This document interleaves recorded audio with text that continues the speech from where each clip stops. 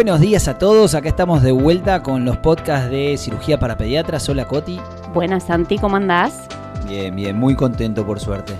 ¿Dormiste bien el otro día mientras yo grababa con Mariana? Sí, estoy contento, pero entendí todo, Coti. Me dejaste afuera porque no hablaste de nada de lo que sangraba, no te puedo creer.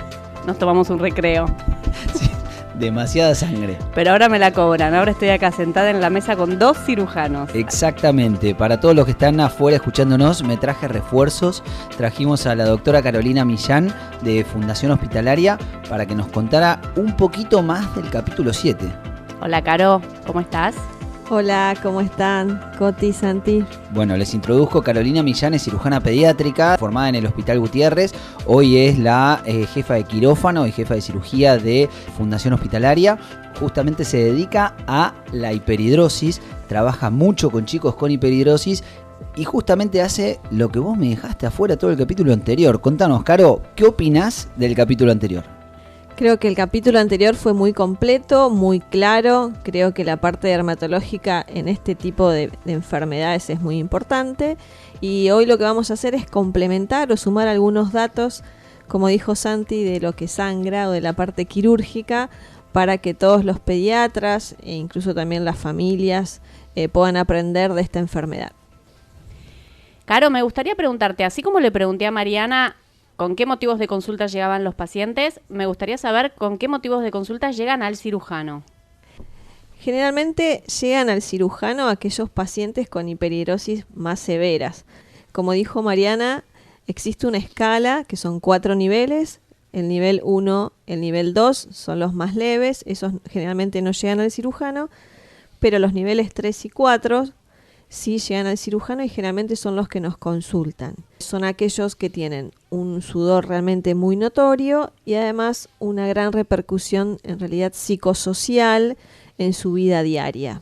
Y algo que me gustaría agregar es que las consultas y por hiperhidrosis, o en realidad los pacientes con hiperhidrosis, llegan a ser hasta un 3% de la población general, es decir, cada 100 nenes, cada 100 pacientes pediátricos, el 3% tiene hiperhidrosis en diferentes escalas. No quiero decir que el 3% tiene sí o sí necesidad del cirujano, pero hay un 3% que la tiene y de ese 3% los grados más severos son los que vemos los cirujanos.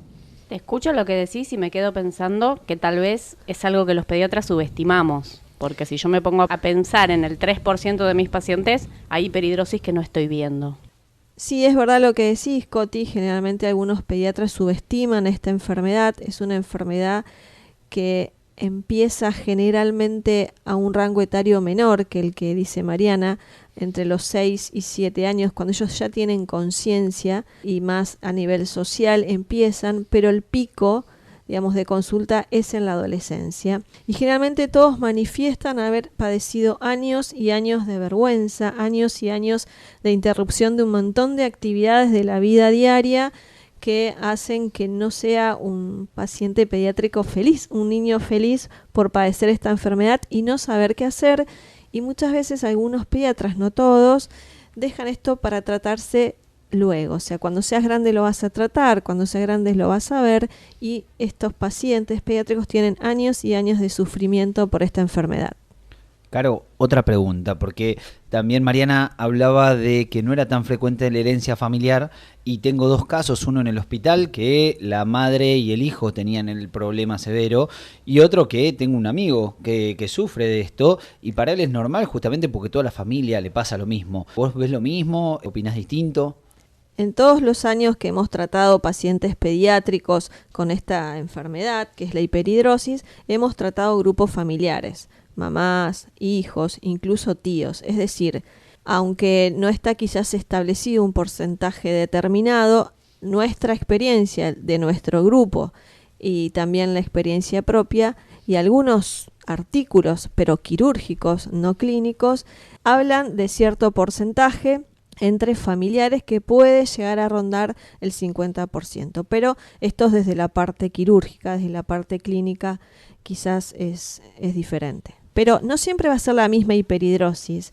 Digamos, eso también me gustaría que hablemos los lugares, como habló Mariana. Puede ser que la mamá o el papá tengan hiperhidrosis por ejemplo, facial o en la cabeza, y el hijo tenga hiperhidrosis palmoplantar. Imagínate que yo estoy en mi consultorio y recibo un chico con hiperhidrosis. Ya sé que en realidad apenas diagnostico una hiperhidrosis, lo mando al dermatólogo.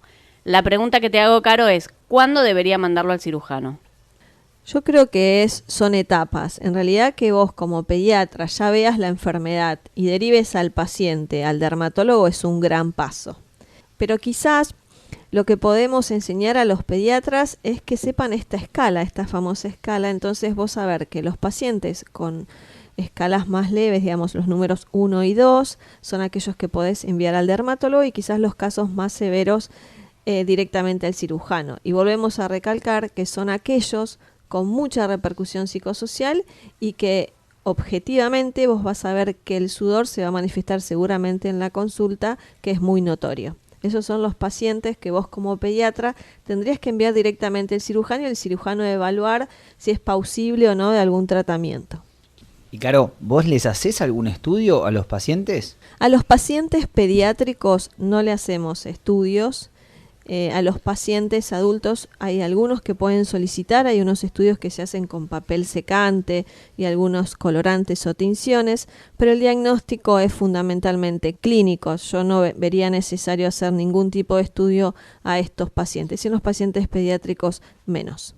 Claro, la realidad es que la pregunta es cuánto le molesta esta hiperhidrosis y eso te va a indicar cómo lo querés tratar también. Sí, y además que es, digamos, vos tenés que hacer algunas preguntas que quizás es un buen dato para los pediatras. Hay preguntas claves que el pediatra puede hacer para hacer diagnóstico. Por ejemplo, ¿qué zona es la que tu hijo o tu hija transpira más o tiene más sudor?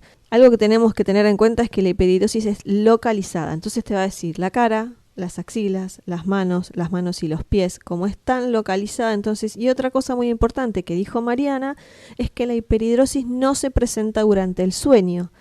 Aquellos que tienen hiperhidrosis, como dijo Mariana, secundaria por otra enfermedad, suelen mojar las sábanas, pero los pacientes con hiperhidrosis primaria, las sábanas están completamente secas. Entonces, con esas dos preguntas nada más, que es, ¿qué lugar es el que suda tu hijo o transpira tu hijo? Y si a la noche moja o no las sábanas, con eso ya tenés el diagnóstico. ¿Podés contarme algún motivo de consulta que hayas recibido en el consultorio? Como motivos de consulta tenemos varios ejemplos. Por ejemplo, Valentina, que hace varios años gimnasia artística, tenía sudor palmoplantar, es decir, más que nada en sus manos, muy severo, y cuando hacía ejercicios sobre la barra se patinaba, digamos, no podía finalizar sus ejercicios. Y después tenemos en la vida diaria múltiples consultas. Hay algo muy emocionante que operamos un paciente, que es uno de los más chiquitos de 8 años, que él decía, yo no le podía dar la mano a mi mamá cuando íbamos a pasear porque la mojaba toda. Entonces la mamá lo agarraba de la muñeca. Entonces, después que lo operamos, él dice que estaba feliz porque ahora le podía dar la mano a la mamá, digamos, algo tan simple como eso. Y después, en la vida diaria, al hacer la tarea o al dibujar, destruyen el papel, borran todo lo que escriben, digamos, los motivos de consulta en edades más, 6, 7, 8 años son estos, y en adolescentes más que nada la vergüenza social, es decir, si tiene un novio o una novia, poder dar la mano. En los varones saludar con la mano, generalmente evitan este tipo de situaciones para no pasar vergüenza. Pará, acá me pongo en modo Fantino. Vos dijiste que operaste un paciente de 8 años. ¿A partir de qué edad los estás operando y por qué lo operaste tan chiquito? En realidad, nosotros vemos pacientes con hiperhidrosis aproximadamente desde los 5 o 6 años, que es cuando ellos pueden manifestar su problema. Y nosotros los más chiquitos que tenemos, e incluso nos acompaña la bibliografía a nivel internacional, tenemos pacientes operados de 8 años. ¿Ese es el pico, digamos, que nosotros operamos o tratamos? No. El pico que nosotros tratamos y operamos son los adolescentes, 12, 13, 14 años. Ese es el pico. Pero sí tenemos pacientes operados de 8, 9, 10, 11 años. ¿Te va mejor? ¿Te va peor? ¿Los pacientes te agradecen más? O sea, contame del post. O sea, ¿tienen recidiva? ¿No tienen recidiva? En realidad agradecen todos. En la primera consulta llegan los pacientes muy angustiados, tristes, no se sonríen, están muy nerviosos. Y después de la cirugía vos los ves ingresar a la consulta felices, no se pueden borrar la sonrisa de la cara, digamos como que les cambia la vida, o sea, es el día y la noche antes y después de la cirugía. Claro, incluso lo que decís es que el chico no es nervioso y transpira, sino que transpira y se pone nervioso. O sea, porque una vez que le sacás el sudor, el chico incluso tiene mejoría en su personalidad y en su relación social. Sí, por supuesto, muchas veces tanto los pediatras como muchas veces las familias le adjudican esta enfermedad que es nervioso, o que es nervioso porque es muy inquieto, o digamos diferentes situaciones digamos de la personalidad del niño, pero no tienen nada que ver con esta enfermedad. Entonces no hay que confundir. Y otra cosa que quiero decir, no es una enfermedad psicológica o psiquiátrica o algo inherente al niño, sino que es una enfermedad, como explicó Mariana, del sistema nervioso. Y respecto a la otra pregunta, Santi, que me hiciste, si operar a pacientes pediátricos, operarlos de más grandes o hacer algún procedimiento quirúrgico en ellos tiene beneficios, se desconoce la causa, pero aquellos pacientes intervenidos quirúrgicamente en edades pediátricas, hablemos en edades pediátricas menores de 18 años, las complicaciones posquirúrgicas o la prolongación de la eficacia del tratamiento es mejor que en pacientes adultos. Es decir, lo contrario que piensa la población normal o los pediatras también, es esperar a que sea más grande el paciente para poder tratarlo. Ese concepto no está correcto, porque lo que vemos es que pacientes tratados en edades pediátricas de chicos, estamos hablando de 8, 9, 10 años, tienen mucha mejor evolución en el posquirúrgico y al correr de los años que los pacientes adultos. Contame, Caro, ¿qué tipos de tratamiento hace tu equipo? Hay diferentes tipos de tratamiento, como mencionó Mariana. Los tratamientos que nosotros hacemos en las formas severas son los siguientes. Ella habló de la iontoforesis. La iontoforesis nosotros la vamos a empezar a implementar, pero quiero contarles una novedad.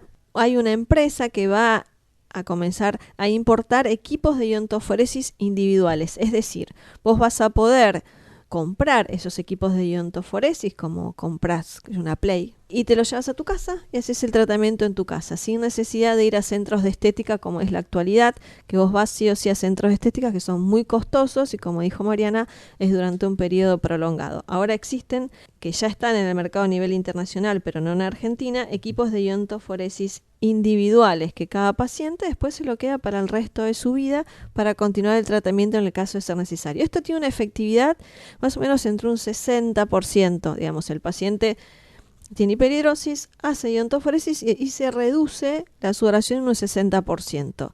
¿Qué lugares generalmente tratan? Lo que es axilas, manos y pies. Aquellos pacientes con hiperhidrosis facial son los de más difícil tratamiento, incluso con esta técnica. Después, bueno, la doctora Mariana habló de todo lo que es destrucción de glándulas con diferentes métodos. Nosotros en nuestro equipo no lo hacemos. Nosotros hacemos dos tipos de tratamiento, que es la aplicación de toxina botulínica en paciente pediátrico o en paciente adulto, solamente en la zona axilar. Pero ustedes van a decir, como dijo Mariana, duele, son como 25 o 30 aplicaciones en cada zona, que son pequeños pinchacitos a nivel subcutáneo, o sea, superficiales. Entonces, lo que hemos hecho en pacientes pediátricos es hacerlos con una sedación, y lo hemos hecho en quirófano, pero eso tiene una duración de unos 6 meses. Si se puede hacer toxina botulínica para axilas en pacientes pediátricos, sí. Duele, por eso no lo indicamos si no es con sedación. Ahora, pacientes, como dijo ella, más grandes, 17, 18 años, que toleran estos pinchacitos, sí lo hacemos en consultorio. Ahora, vos me decís, bueno, ¿y por qué no le pones toxina botulínica en las manos, en los pies? Digamos, es extremadamente doloroso. Nosotros no lo hacemos, algunos adultos sí lo pueden llegar a tolerar, pero además da parestesia, es decir, hormigueo en las manos, hormigueo en los pies, el tratamiento con toxina botulínica. Además, bueno, hay que ser muy valiente para tolerar entre 30 pinchazos a 40 pinchazos en manos y en pies. Y después, el tratamiento, digamos, 100% quirúrgico es la simpaticotomía. ¿Y qué hiperhidrosis tratamos? La palmoplantar. Es la que se trata quirúrgicamente y es la que realmente es muy efectiva. Y ustedes dirán, ¿cuánto? El 98% de los pacientes que operamos con hiperhidrosis palmoplantar dejan de sudar en las manos, que es la zona que a ellos más les preocupa, digamos, porque es la zona que socialmente se ve. Ahora, cuando vos los operás, los pies, que también a ellos les preocupa, pero no tanto, dejan de sudar en un 50%. Si quieren, les puedo contar las cirugías. En lenguaje pediátrico, por favor. Ok, Coti me está amenazando para que les cuente de qué se trata la cirugía. Vamos a identificar bien para qué se utiliza la cirugía. Para la hiperhidrosis palmoplantar, es decir, para aquella que mayor repercusión psicosocial tiene, se usa para el sudor de manos y pies. Lo que se hace es, al paciente con anestesia general, dormido, se le hacen 2 incisiones muy chiquititas de 5 milímetros, se hace una en cada axila y después 2 incisiones muy chiquititas perimamarias que son muy pequeñas, y lo que se hace es ir a buscar un nervio que se llama el nervio simpático y se lo corta. Digamos, se corta un nervio simpático a un nivel determinado y después el paciente en forma inmediata, es decir, ingresa con las manos mojadas al quirófano y sale con las manos secas. Es inmediato. El abordaje es toracoscópico o a través de cirugía mínimamente invasiva, que es algo que se caracteriza el grupo de cirugía pediátrica en hacer todos estos tipos de abordaje, y cortamos este nervio. En pacientes mayores de 16 años las cirugías pueden ser ambulatorias, es decir, se internan el mismo día, se operan y se van a casa. Y en los pacientes pediátricos requieren un día de internación. Y vos me preguntarás, ¿cómo hacemos? Porque vos tenés que operar el tórax. ¿Y en el tórax qué tenemos? El pulmón y el corazón, y hay un montón de cosas grandes. La técnica es mínimamente invasiva que hacemos en el grupo de cirugía pediátrica. Lo que se hace es, a través de como unos cañitos que se llaman trócares, se introduce como CO2, aire en el pulmón. ¿Qué hace el aire? Desplaza el pulmón, lo desplaza, lo corre de su lugar y nos deja ver el nervio simpático que pasa por donde. ¿Te imaginas la columna? Pero desde el lado adentro el nervio simpático transcurre lateral a ambos lados de la columna. Es decir, tenés un simpático derecho y un simpático izquierdo. Y entonces, ¿nosotros qué hacemos? Con este aire que introducimos dentro de la cavidad torácica, corremos el pulmón y vamos a buscar ese nerviecito y lo cortamos con calor, como con una pincita larga que corta este nervio. Y después tenemos que sacar este aire para que el paciente se pueda recuperar. Y si quieren, les explico, digamos, lo más temido, que son las complicaciones quirúrgicas. Te lo estaba por preguntar. Tenemos complicaciones quirúrgicas inmediatas y las complicaciones que son después de la cirugía, o sea, las posoperatorias. En las inmediatas, como yo les conté, que tenemos que introducir este aire o el CO2 dentro de la cavidad torácica para desplazar el pulmón, puede existir la posibilidad, aunque es muy, muy, muy baja, de hacer un neumotórax. ¿Qué significa esto? No es un neumotórax que hace el paciente, sino que nosotros lo provocamos al no retirar todo el aire o el CO2 de la cavidad torácica. Se soluciona en forma inmediata, ya sea con un pequeño drenaje que se coloca por 24 horas o en algunos casos, si es muy leve, solamente con oxígeno. Y eso implica que quizás en vez de quedarse internado en el caso de pacientes más grandes en forma ambulatoria, se tenga que quedar hasta el otro día internado. Pero se puede solucionar, no es algo grave y lo solucionamos en el momento. Eso es lo inmediato. Y en el postquirúrgico, digamos mediato, en el postquirúrgico a largo plazo puede haber sudoración compensatoria, y es acá donde tenemos que hacer la división.